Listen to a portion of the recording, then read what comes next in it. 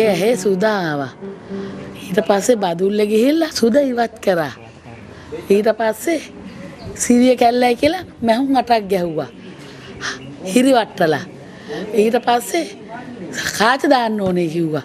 මං ගෙදර ආවා. ඊට පස්සේ දෙපර වැවේ නැවතුණා. එතකොට ඩොක්ටර්ලේ මාර්ගෙන් මං සනීප වුණා.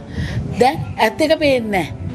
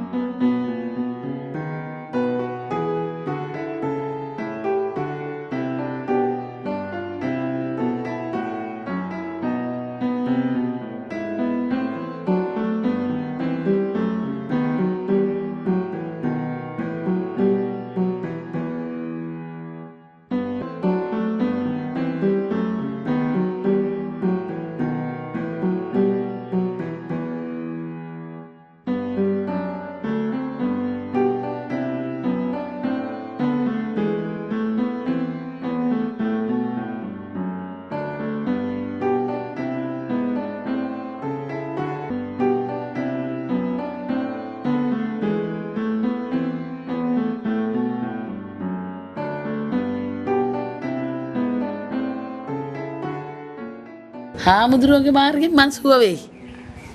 මට සුවර් එකක් තියෙනවා. හාමුදුරුවෝ කිව්වා සති දෙකෙන් සුව කරලා දෙනවා කිව්වා. පොඩ්ඩක් හරි පෙනුම දෙනවා කිව්වා. මට සතුටුයි. අවුරුද්දයි මාස 3ක් යනවා පේන්නේ නැහැ. මහත්යගේ මෙහෙට තියෙන්නේ මට.